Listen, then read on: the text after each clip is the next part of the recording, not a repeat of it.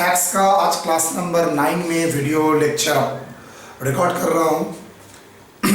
अभी तक हम लोगों ने डिसअलाउंस का एरिया शुरू किया, पार्ट 1 हुआ था। आज डिसअलाउंस का 2 पार्ट होगा, पार्ट 2 होगा एक्चुअली। वहाँ पर हम 2 एरिया करेंगे। लास्ट क्लास में 48.2 हम लोग कंप्लीट कर चुके थे, 48.3 कंप्लीट कर चुके थे। 48.2 क्या था? Unreasonable unexcessive payment to relative. 48.3 क्या था? 48.3 था कैश पेमेंट, बेयरर चेक से पेमेंट एक्सीडिंग 10,000। ये दोनों हम लोगों ने कवर कर लिया। आज क्या कवर करेंगे? आज 43B और वहाँ पर हम लोग कवर करेंगे। तो देखते हैं 43B में हम लोग क्या लिखेंगे। पहले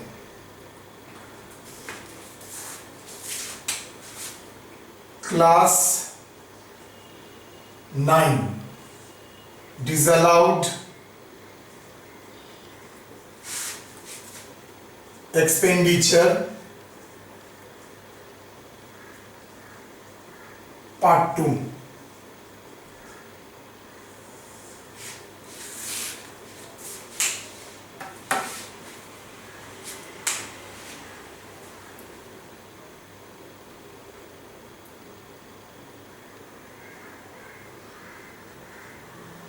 expenses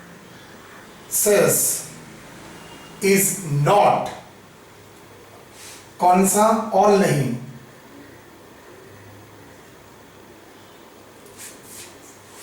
certain expenses is not allowed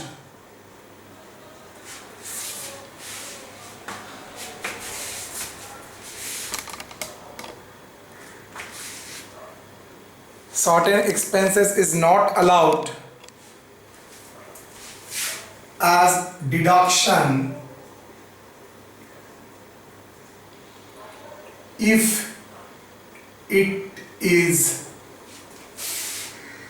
not paid within the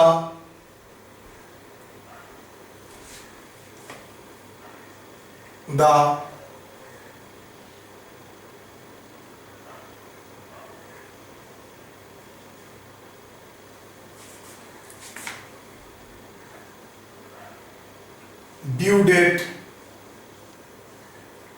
of filing return।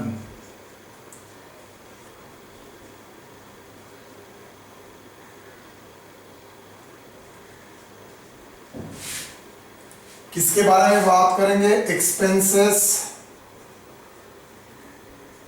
On cash basis. Normally हम लोगों का एक्रुअल बेसिस फॉलो होता है, लेकिन यहां पर मैं ऐसा कुछ आइटम बोलूंगा 43B के अनुसार, जहां पर अगर पेमेंट अगर आप करते हैं विद इन द ईयर, मतलब 31 मार्च 2020 के भीतर अगर पेमेंट करते तो मैं अलाउ करूंगा। तब भी नहीं करते हैं तो मैं आपको और भी टाइम एक्सटेंशन दे रहा हूं, due date of filing return.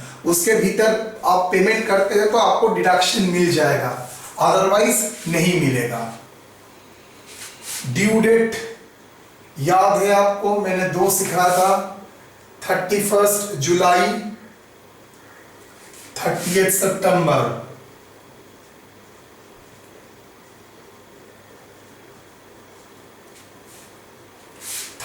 जुलाई किसके लिए और 31 सितंबर किसके लिए?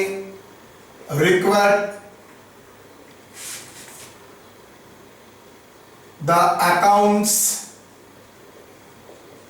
to be audited, जिसको ऑडिट करना पड़ता है, उसके लिए 30 सितंबर। जिसके लिए ऑडिट नहीं करना पड़ता है, मतलब थर्ड पार्टी आके जो ऑडिट करता है, ऑडिट रिपोर्ट देना पड़ता है, मतलब आपने अकाउंट्स तो प्रिपेयर कर लिया, थर्ड पार्टी आके आपका पूरा काम चेक करेगा। उसका तो थर्ड पार्टी का नाम होता है ऑडिटर, और जो काम करता है, वाउचिंग का काम करता है, ठीक ठाक किया है नहीं, दैट इज ऑडिट। तो अगर आप ऑडिट कराना आपका बिजनेस के लिए आवश्यक है, नेसेसरी है, कंपलसरी है, तो 30 सितंबर। अगर आप ऑडिट नहीं कराते हैं, अदर केस। मान लीजिए कोई एक्सपेंसेस, में अभी तक नाम नहीं बोला, जो एक्सपेंसेस आपको 31 मार्च 2020 के भीतर आप पेमेंट करते हैं तो अब अलाउ है। तो और भी आपको एक्सटेंशन दे दिया, मान लेते हैं 30 सितंबर 2020,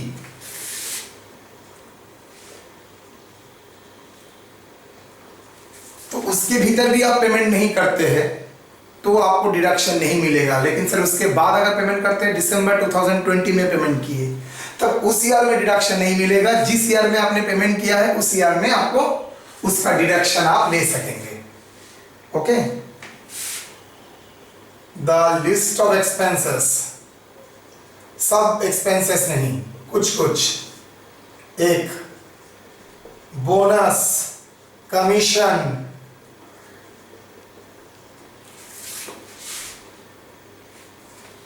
payable to employee,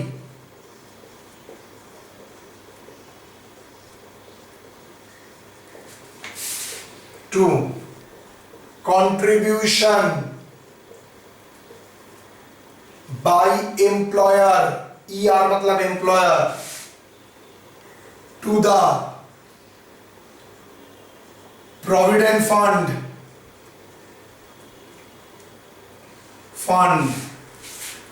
recognized obviously,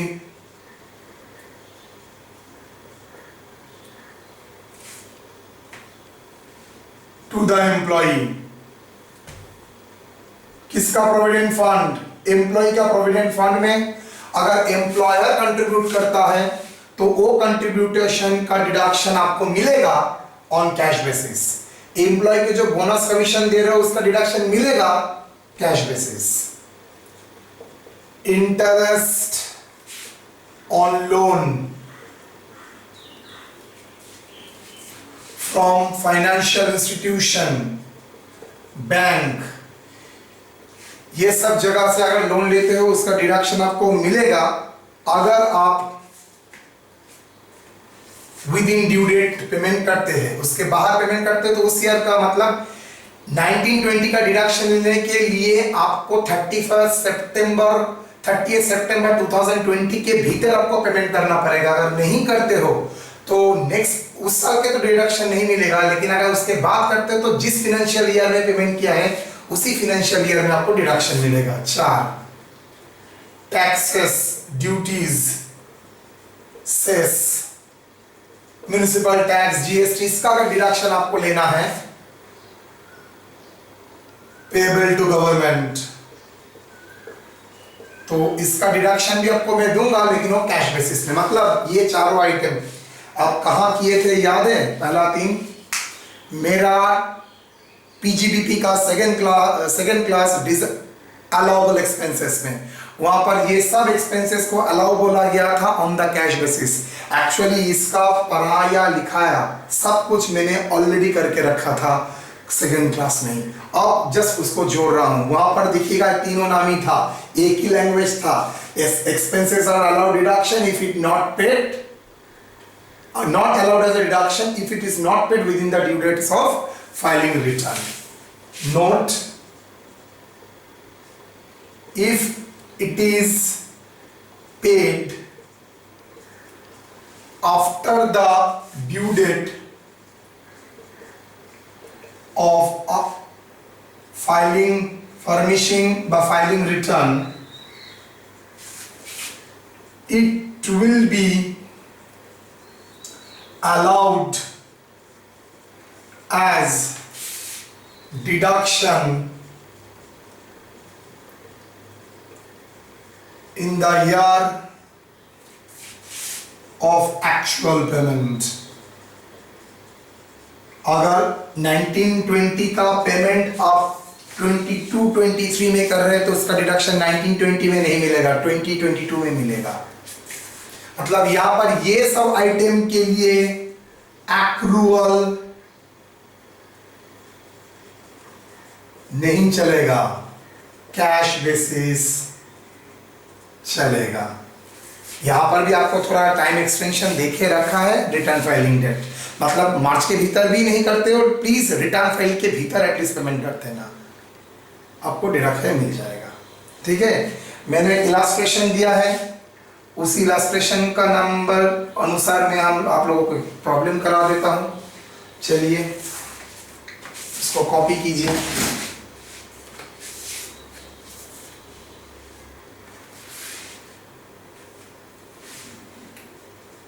computation illustration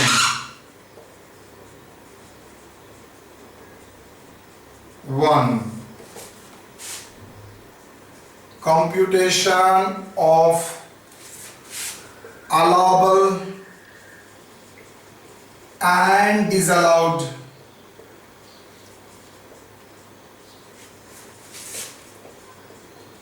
expenses.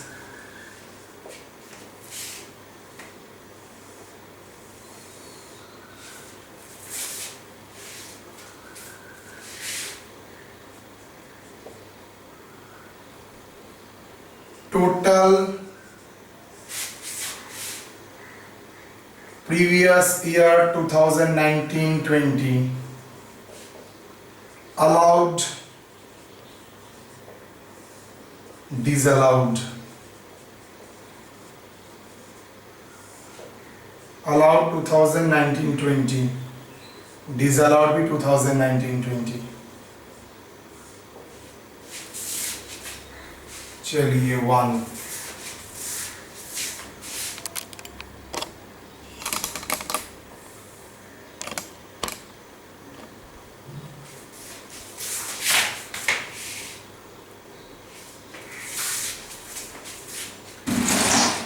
परो जी क्या है? Interest paid to SBI for business loan previous year 1920 paid कब हुआ है? 15/10। अच्छा, मैं रिटर्न फाइलिंग ड्यू डेट तो 30 सितंबर बोल भी दिया है, ठीक है, मतलब उस प्रीवियस ईयर में नहीं पेमेंट किया है। तो इंटरेस्ट ऑन बैंक लोन कितना अमाउंट बेटा? अमाउंट टोटल 15, प्रीवियस ईयर में अलाउड नील, तो डिसअलाउड कितना हुआ?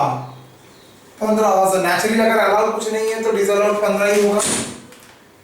2 sorry A B salary paid to employee, salary to employ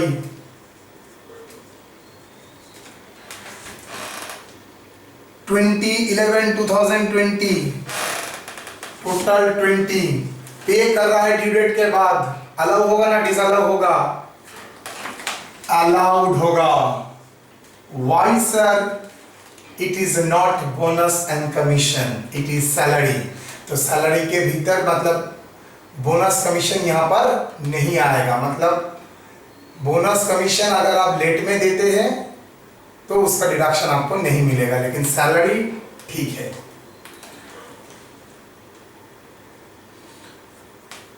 bonus to employee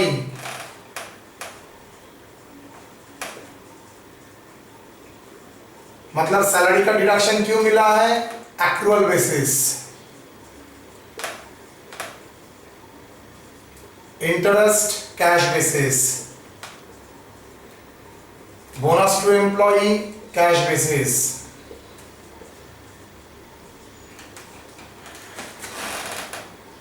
For the previous year 1920 paid on अच्छा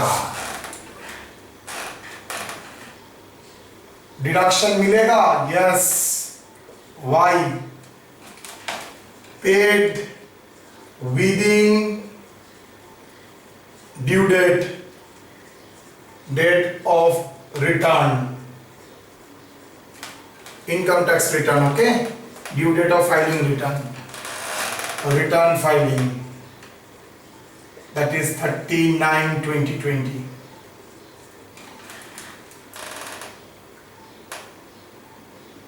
contribution to PF,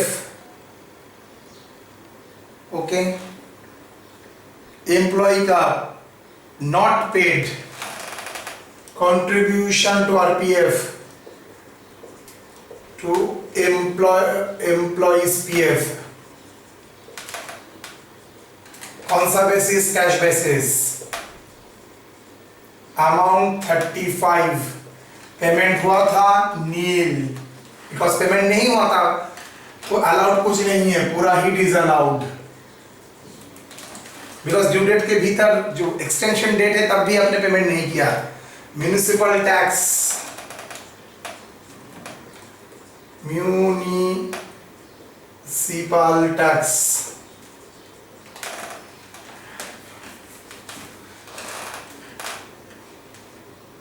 paid cash basis,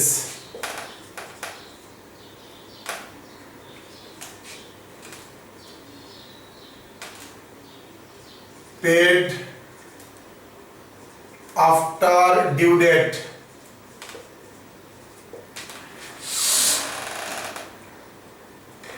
$15,000,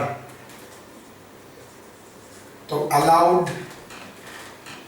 10,000, because 10,000 paid within that year and 5,000 disallowed, total 15,000 है।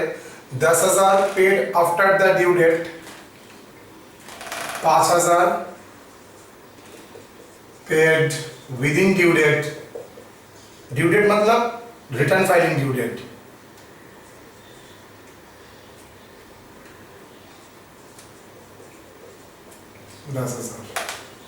सो total 15 में 10,000 allowed और 5,000 disallowed, तो total disallowed under section 43B 55, allowed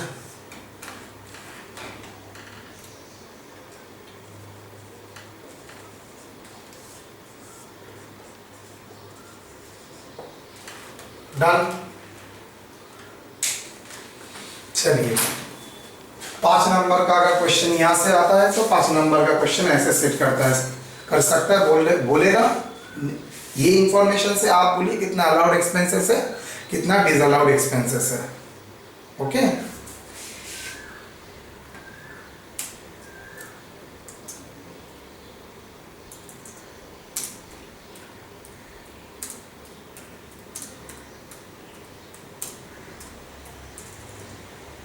चलिए done. तो ये complete हो गया, मतलब डिसअलाउड का 3 पार्ट 48 to 43 एंड 43B पूरा हम लोगों का कंप्लीट। अब छोटा इलस्ट्रेशन में हम लोग डालते हैं, कॉपी कर लो।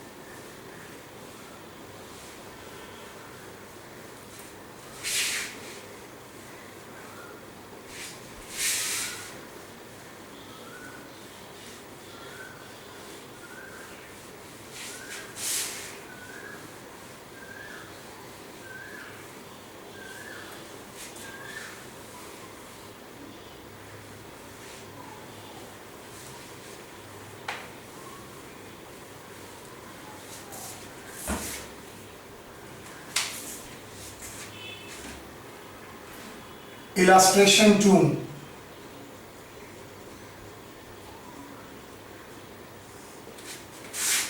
PL account of Shakib.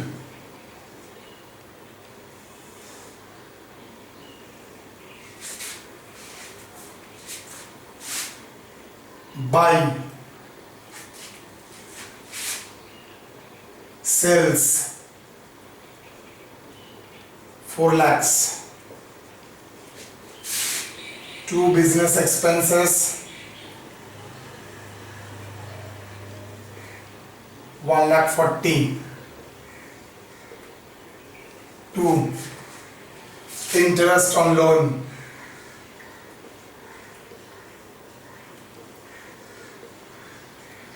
2 salary,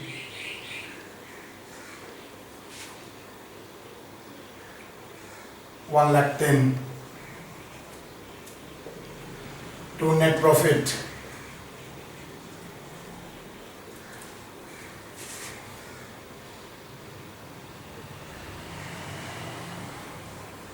2 lakhs,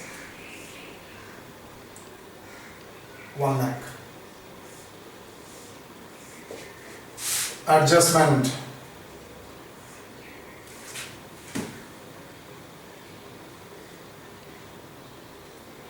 out of business expenses, rupees 15,000 paid in cash in a single day for a single bill.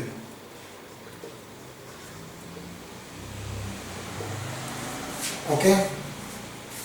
2 interest on loan, rupees 15,000 not paid till 31st December 2020. मतलब मैं सितंबर मान के चलता हूं तब भी payment नहीं हुआ होगा. Salary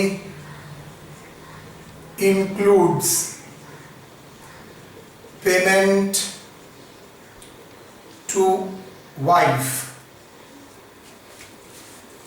payment to his wife, rupees 30,000, market value of the service, rupees 20,000. Compute taxable business income.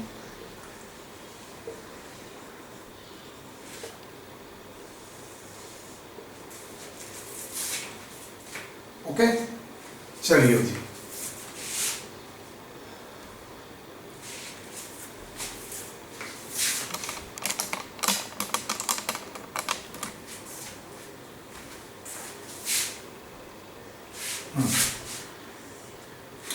Computation of taxable business income. Previous year 2019-20.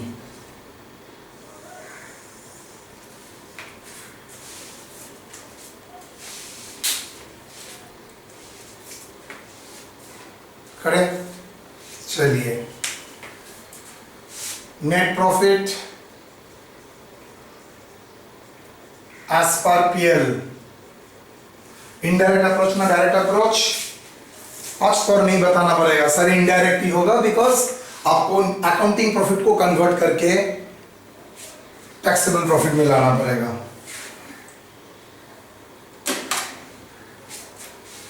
Net profit as per PL how much? 1 lakh.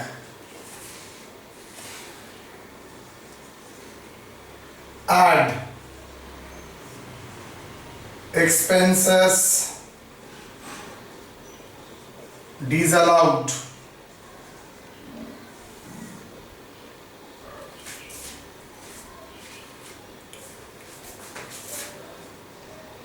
business expenses.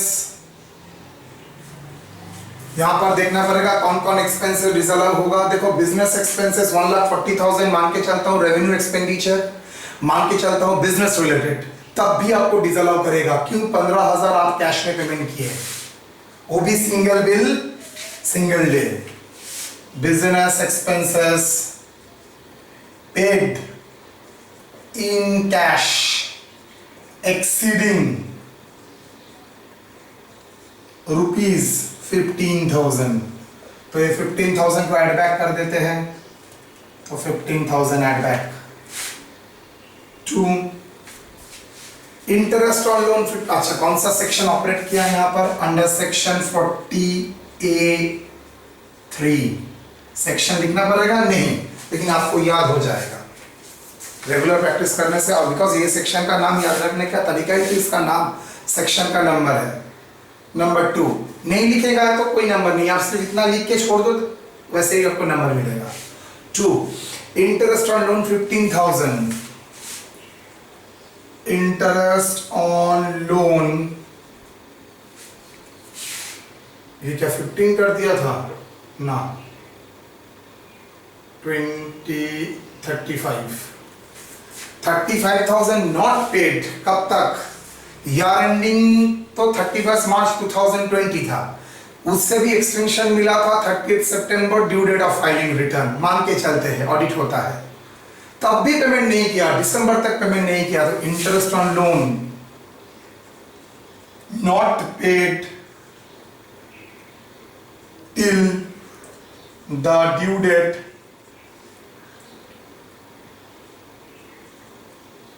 of filing return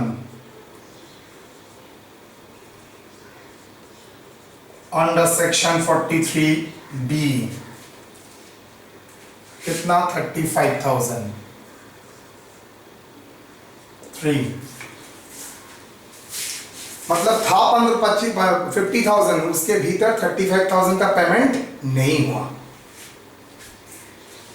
salary में unreasonable and excessive है, wife को दिया है salary to wife,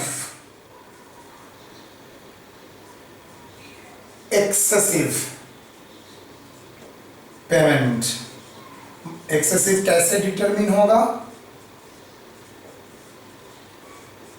sir? Excessive determine होगा with respect to market value, तो market value के basis में excessive determine होगा। जो बोल रहा है 48(2) सेक्शन में अनरीजनेबल एंड एक्सेसिव, उसको डिसअलाउ करना पड़ेगा। कितना अमाउंट है? बीबी को दिया था सर 30 में 1000 पेमेंट किया था, मार्केट वैल्यू 20। सर अगर बीबी एक दिन में नहीं आता तो मार्केट वैल्यू 0 होता, प्राइस 30 डिसअलाउड। मतलब सर 10,000 को अलाउ कर रहा, मतलब 20,000 अलाउड है? Yes, very much allowed. उसका तो मार्केट वैल्यू है 20 बोला है, जितना अनरीजनेबल एंड एक्सेसिव है उसको डिसअलाउ करना पड़ेगा। Total 16, 1,60,000 business income, taxable business income.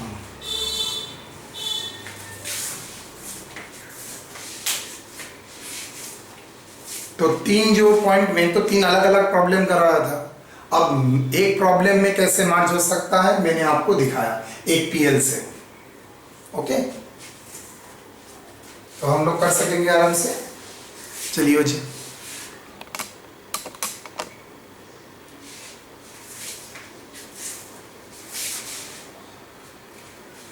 उसके बाद next part and the last part, concept building का लास्ट पार्ट अभी हो रहा है।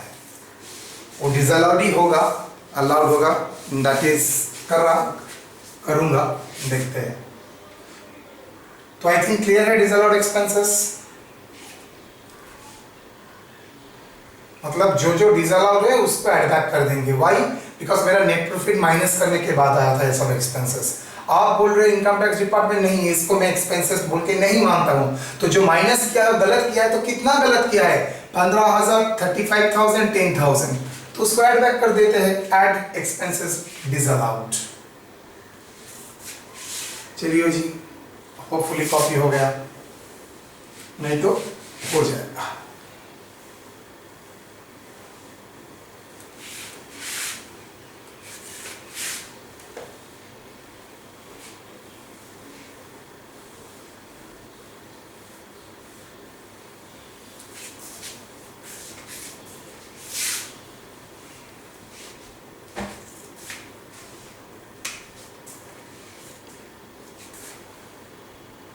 नेक्स्ट हेडिंग देखिएगा, क्लास नंबर 1 में एक पार्ट था, बहुत सारे उस टाइम सवाल आए थे, सर ये क्या है, समझ में नहीं आया, मैंने कुछ बोला ही नहीं।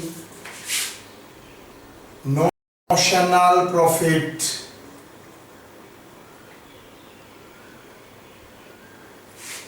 And loss.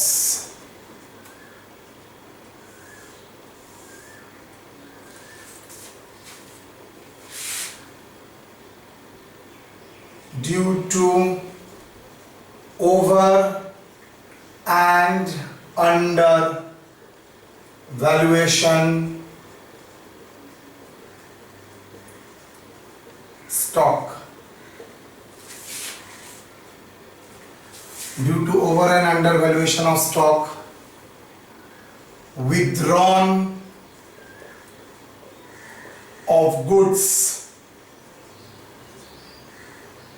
over its cost price, अच्छा, withdrawn of goods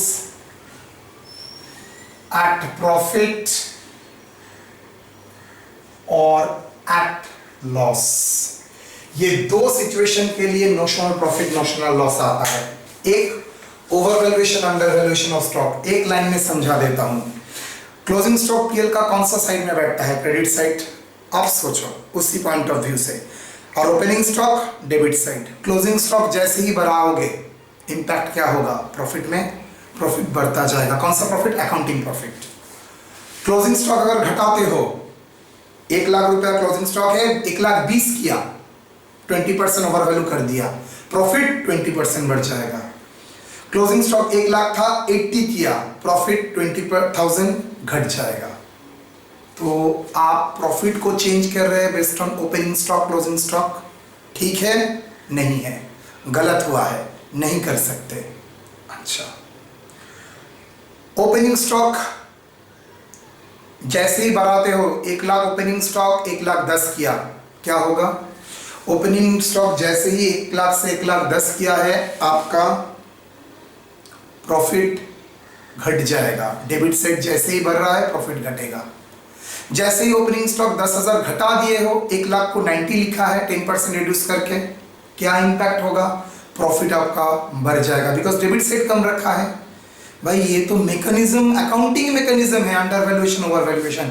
income tax department बोला ठहरो ठहरो ठहरो, मेरा कोई कनेक्शन नहीं है, मुझे आप कॉस्ट में दिखाइएगा। अकाउंटिंग में होता है ना, cost price market price which ever is lower. आप मुझे ये सब लोअर हायर नहीं जानना है, मुझे जानना है कितना कॉस्ट का वैल्यू, क्लोजिंग स्टॉक का कॉस्ट कितना है, वही मेरा क्लोजिंग स्टॉक का वैल्यू होगा। मतलब अपवर्ड वैल्यूएशन भी मैं नहीं लूंगा, डाउनवर्ड वैल्यूएशन भी नहीं होगा। अकाउंटिंग क्या करता है मैं नहीं जानता हूं। Income tax department upward downward valuation नहीं लेता है। जैसे ही नहीं लेता है तो नेचुरली इससे जो प्रॉफिट होता है that is called notional profit. तो प्रॉफिट होता है तब भी वो नहीं लेगा, लॉस होता है तब भी वो नहीं लेगा। प्रॉफिट होता है तो लेस कर देगा, लॉस होता है तो वो ऐड कर लेगा। ठीक है? तो ये था ओवर वैल्यूएशन अंडर वैल्यूएशन का मैटर। अब गुड्स विथड्रॉल ऑफ गुड्स मतलब ऐसे सी कुछ गुड्स लेके जा रहा है एट सेलिंग प्राइस। ये गुड्स वो जो मार्केट कॉस्ट प्राइस है उससे ज्यादा में ले सकता है, ये गुड्स उसका जो कॉस्ट प्राइस है उससे कम में भी ले सकता है। अगर मान के चलते हैं उससे ज्यादा में ले रहा है तो आप उसको क्या बोलेंगे? प्रॉफिट कर रहा है।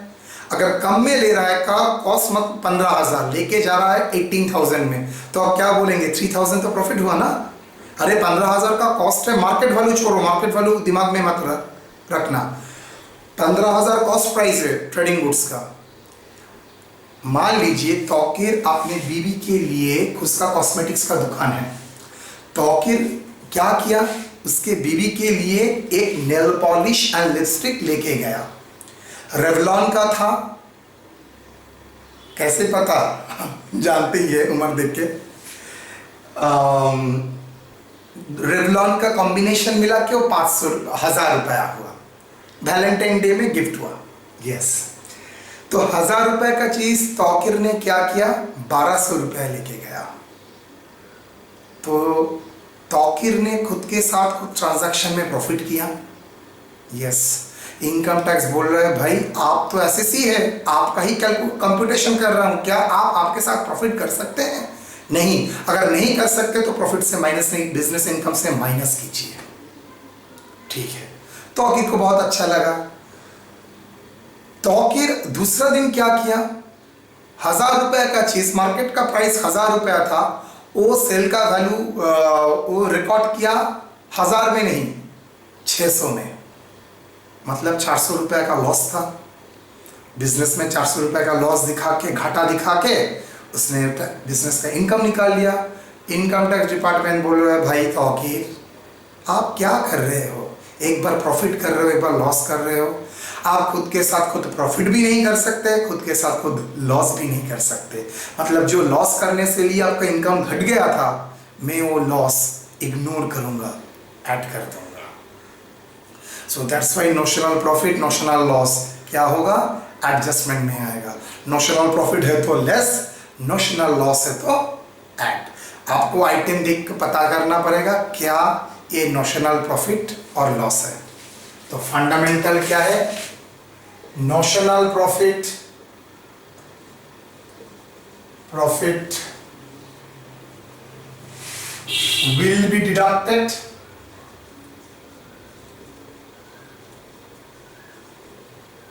notional loss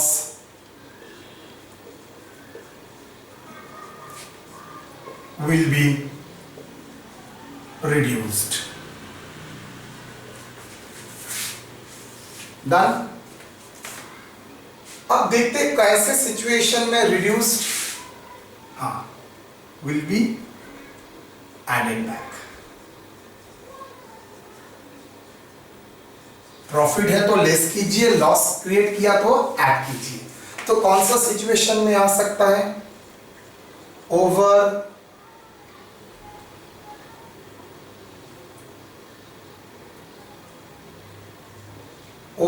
valuation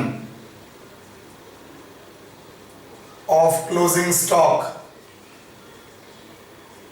जैसे ही क्रेडिट साइड बढ़ता है इंपैक्ट क्या आ गया, प्रॉफिट होगा। ये प्रॉफिट का रियल है ना, notional profit. Example, closing stock will be overvalued by 20%. Next, undervaluation of closing stock। जैसे ही अंडरवैल्यूएशन होता है क्लोजिंग स्टॉक का, मतलब क्रेडिट साइड कम होता है तो लॉस हुआ, तो ये तो रियल नहीं, दैट इज नोशनल लॉस। क्या हो सकता है, closing stock will undervalued by 10%। मतलब क्लोजिंग स्टॉक का जो फिगर है प्रोबेबली 100 का जगह 90 में लिखा हुआ है, क्लोजिंग स्टॉक का जो वैल्यू है वो 100 के जगह 120 में लिखा हुआ है।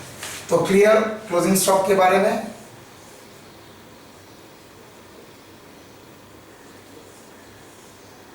अब over valuation of opening stock, इसको रूल की तरह मत समझिए, ये तो कॉमन सेंस लगा के ही हो जाएगा। ओपनिंग स्टॉक जैसे ही बढ़ रहा है, डेबिट बढ़ रहा है, आपका डेबिट मतलब खर्चा बढ़ रहा है, तो आपका लॉस आएगा।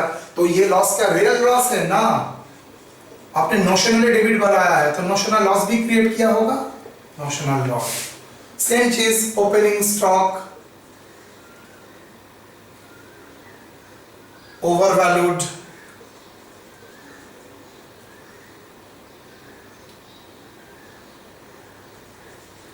by 20%, चल 15%। Undervaluation of closing stock, opening stock। अंडरवैल्यूएशन मतलब जो खर्चा डेबिट उससे कम दिखा रहे हो, मतलब डेबिट कम दिखाने का इम्पैक्ट प्रॉफिट ज्यादा आएगा, notional profit.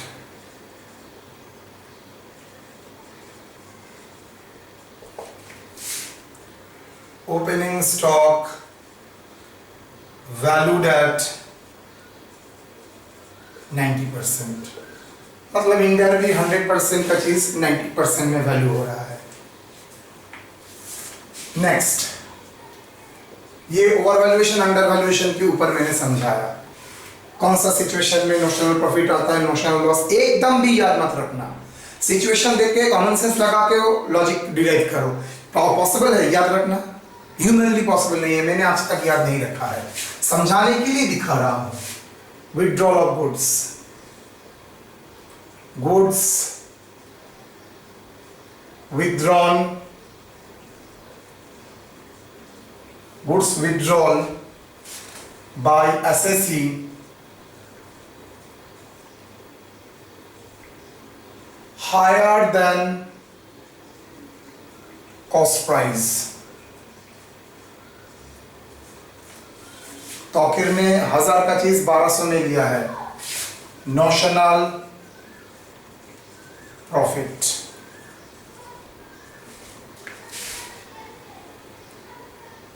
Case 2, goods withdrawal by assessing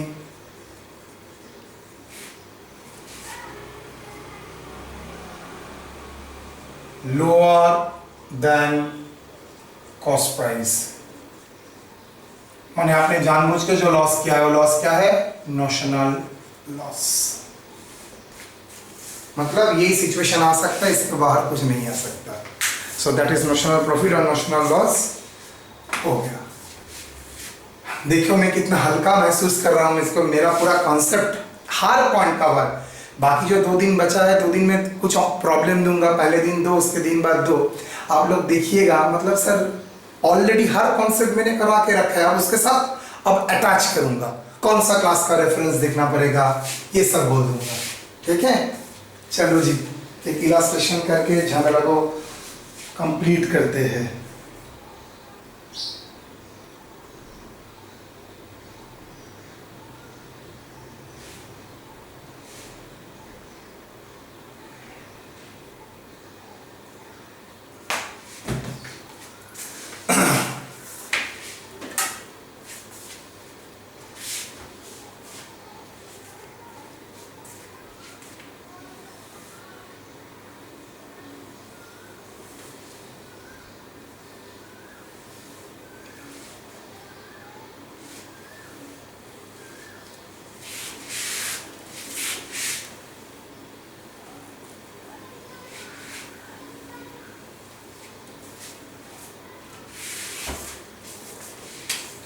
Illustration,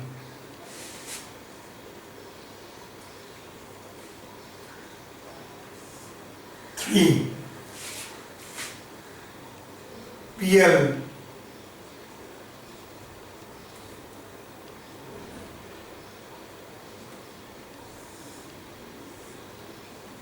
buy sells 4 lakhs, by closing stock. ठीक है, trading PL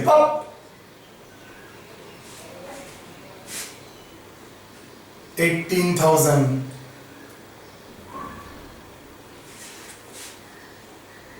12,000, 2 opening stock 9,000,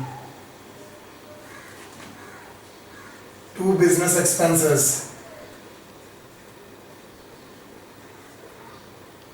1 lakh, 2 depreciation 20,000, 2 net profit,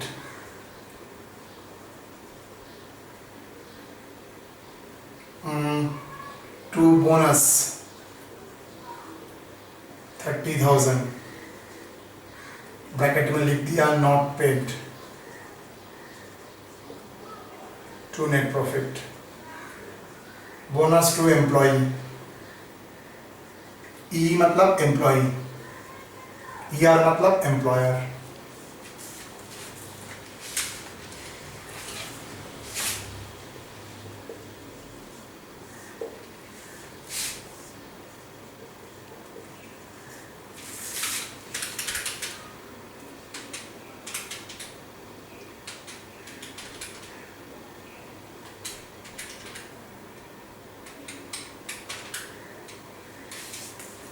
2,53,000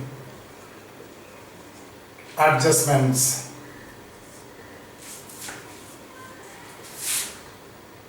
Closing stock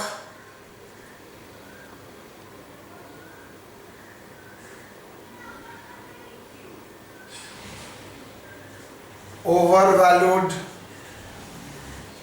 by 20%. Opening stock undervalued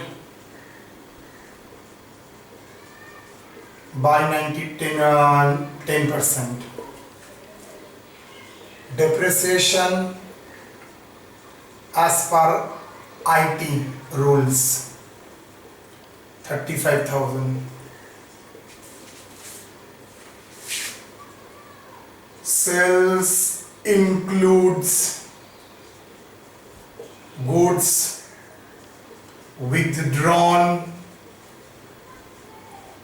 by assessee at rupees 15,000, cost 12,000, market price confuse करने के लिए दे रहा है, market price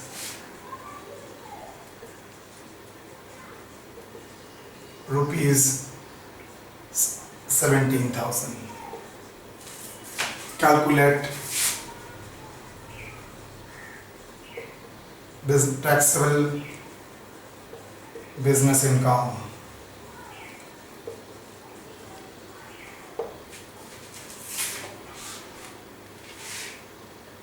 okay, चलो करते हैं.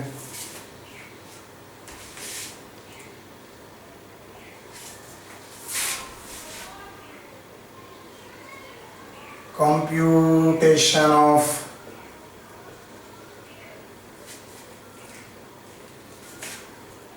taxable business income. Previous year 2019.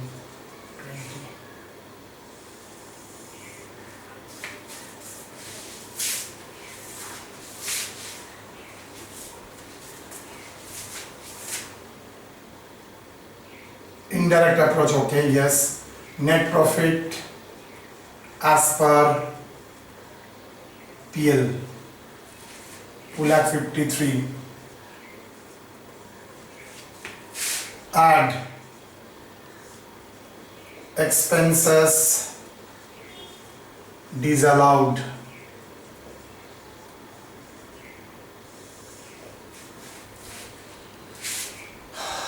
Depreciation याद है, पहले disallowed उसके बाद allowed, separately treated. कितना? 20,000. Bonus to employee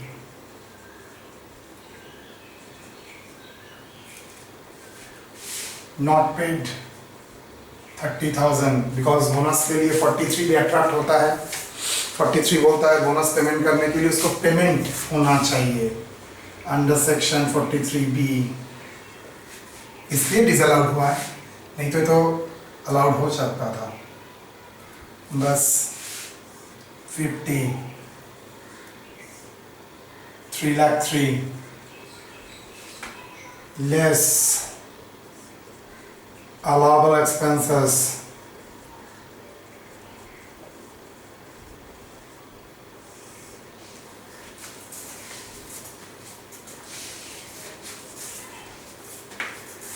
depreciation as per IT rule, income tax rules 35.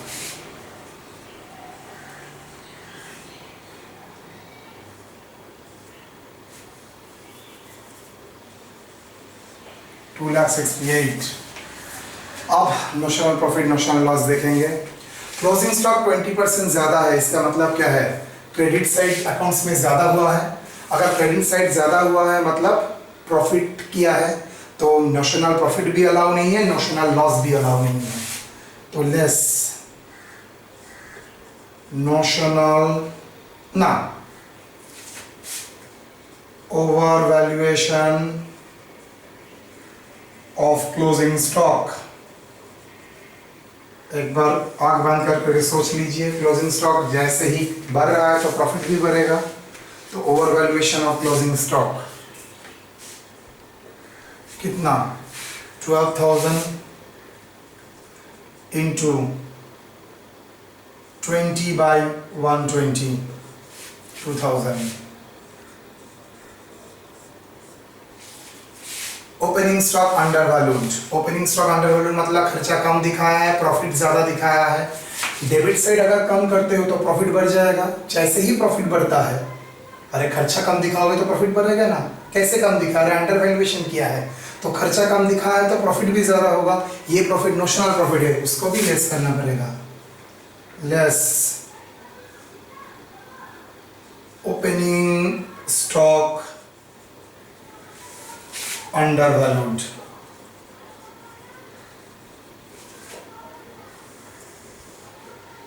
Her year का प्रॉब्लम में देखिएगा अंडर वैल्यूएशन ओवर वैल्यूएशन रहेगा ही रहेगा, मतलब कोई इसका एक्सेप्शन नहीं है। 9,000 इंटू ये 90% रिप्रेजेंट करता है, तो मैं बोल सकता हूँ 10/90,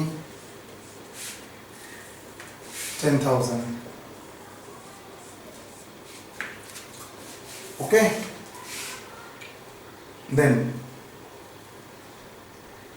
cell includes goods withdrawn by the SSC. खुद के साथ खुद ट्रांजैक्शन करके प्रॉफिट नहीं हो सकता है। प्रॉफिट कहां पर कर रहा है, लॉस कर रहा है, तो sale includes good withdrawn by the SSC 15,000 profit कर रहा है, कॉस्ट 12,000, जिसको सर मार्केट प्राइस दिखाने के लिए है, कोई काम में नहीं आएगा। काम में आएगा cost price versus transaction price. Transaction price कितना है, 15,000, कॉस्ट प्राइस 12,000, तो नोशनल प्रॉफिट किया, लेस गुड्स विथड्रॉन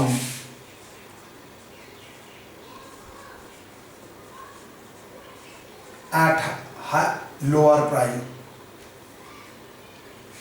12 का चीज 15 में लिया है एट हायर प्राइस।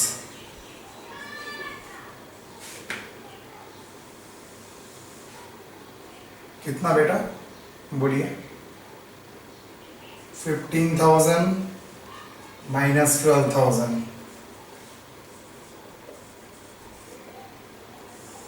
और कुछ नहीं है, ये भी लेस हो गया by chance.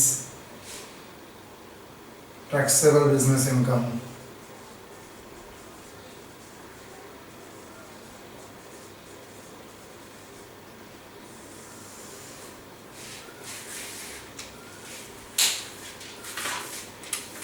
$268,000 minus 2,000 minus 10,000 minus 3,000, 253। वाह, तो यूनिक मैटर हुआ, जहाँ से शुरू किया था वहीं पर ही खत्म हो गया। देखो 253 से शुरू किया था, आंसर भी 253 आया, वो अनफॉर्चुनेटली आ चुका है, ये नहीं। Okay, so that is a notional profit notional loss. ये न्यू आइटम है जिसके लिए मैंने यहाँ पर दिखाया है ये 3। लास्ट इलस्ट्रेशन करते हैं, मैटर को यहाँ पर ही ओवर करते हैं। चलिए,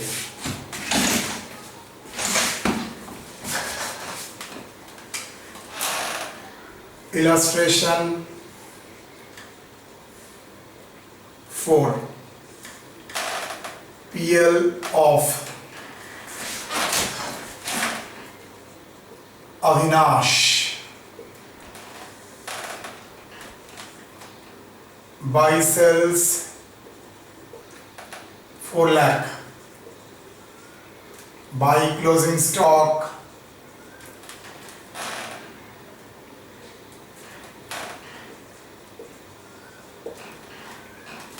2 opening stock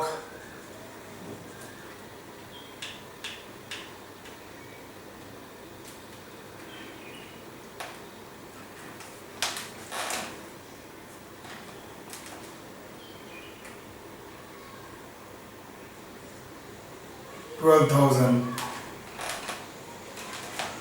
Two business expenses 1,18,000. Two net profit 88. Adjustment 1. Closing stock undervalued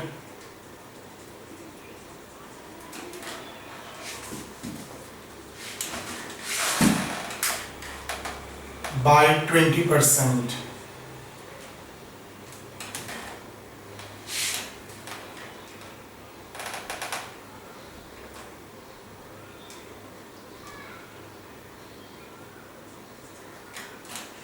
Opening stock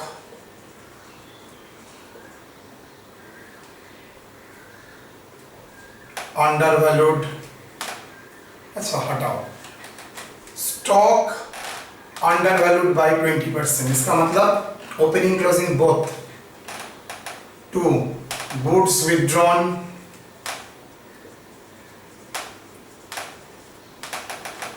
at rupees 10,000, cost rupees 12,000, included in sales.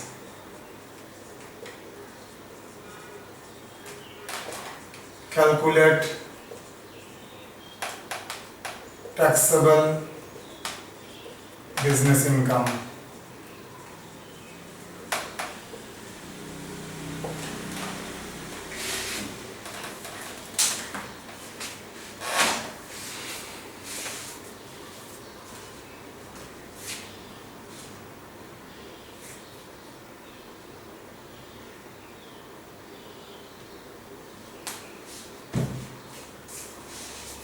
चलिए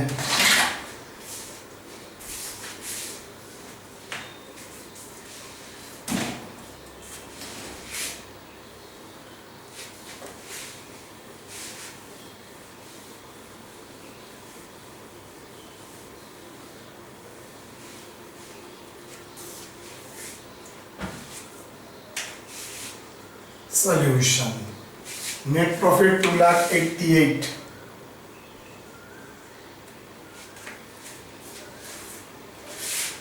अच्छा 3 में दे देते हो disallowed business expenses.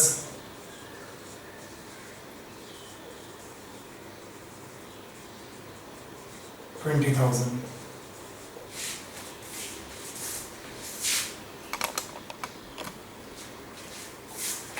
Net profit as per PL, add expenses disallowed. देखिए यहाँ पर point number 3 में बोल दिया है disallowed expenses.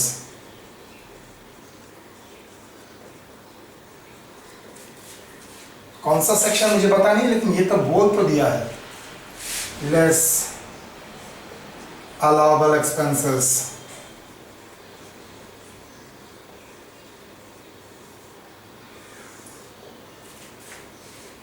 What is allowable expenses? कुछ नहीं है. तो फिगर 3,08,000 डन. अब स्टॉक ओवरवैल्यूड है, अंडरवैल्यूड है. तो अगर स्टॉक अंडरवैल्यूड है तो देखना पड़ेगा क्लोजिंग स्टॉक अंडरवैल्यूड है, मतलब प्रॉफिट भी डिक्रीज किया होगा. ये रियल प्रॉफिट, रियल लॉस ना क्रिएटेड लॉस. क्रिएटेड लॉस मतलब नोशनल लॉस. नोशनल लॉस है तो ऐड करना पड़ेगा. क्लोजिंग स्टॉक अंडर वैल्यूड कितना? 18,000 इंटू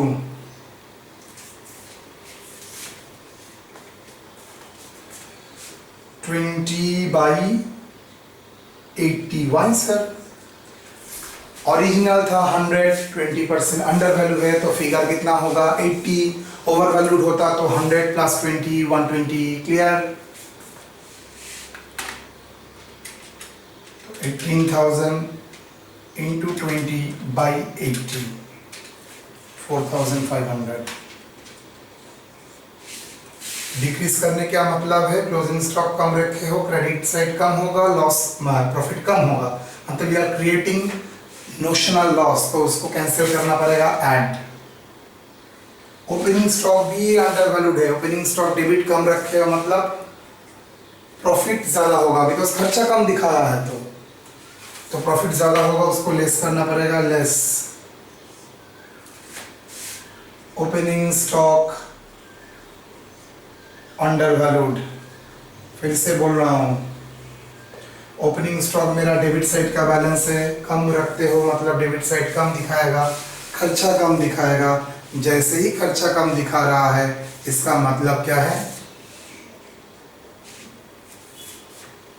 लॉस, प्रॉफिट हो रहा है। ये तो प्रॉफिट आप एक्सेप्ट नहीं कर सकते बिकॉज ये नोशनल प्रॉफिट है, तो अगर प्रॉफिट है उसको लेस करना पड़ेगा। 12,000 इंटू 20y, यहाँ पर भी 80y, 20% अंडर वैल्यूएशन है, अगर ओवर वैल्यूएशन होता तो 100 प्लस 20, 100 कॉस्ट प्लस 20, 120, यहाँ पर 100 कॉस्ट, अंडर वैल्यूएशन 20, 100 माइनस 20, 80, 3000।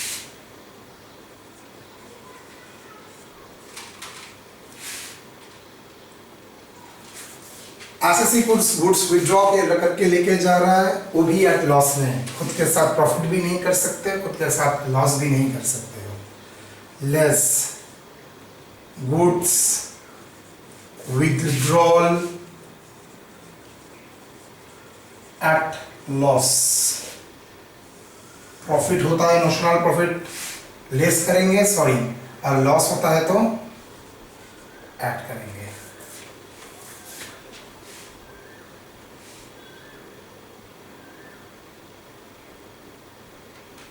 पहले प्रॉब्लम एक बार देख लेना मैंने क्या किया, अगर ज़्यादा प्राइस में लेके गया था और 15,000 और 12,000 का चीज़ 15,000 में लेके गया था, मतलब प्रॉफिट किया, नोशनल प्रॉफिट नहीं कर सकते, आपको लेस करना पड़ेगा, fine.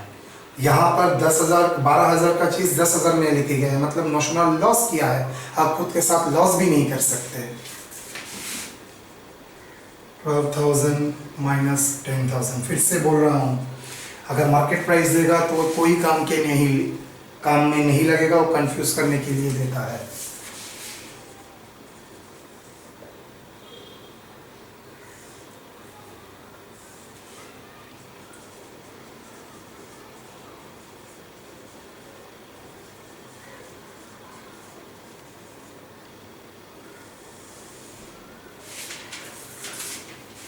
$308 plus 4,500 plus 2,000 minus 3,000, 3,11,000,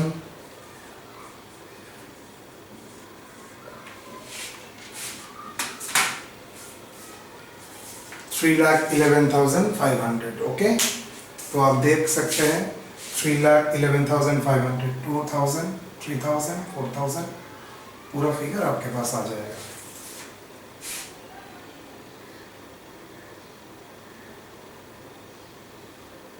done. तो इसके साथ कॉन्सेप्चुअल मेरा दिमाग शरीर हल्का हो गया।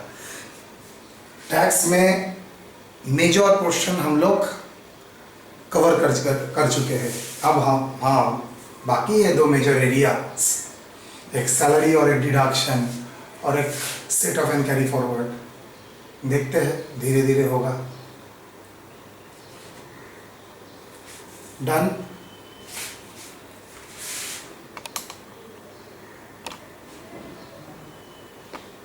अच्छी तरह से कीजिए, कल प्रॉब्लम तो भेजूंगा ही। चलिए बेटा।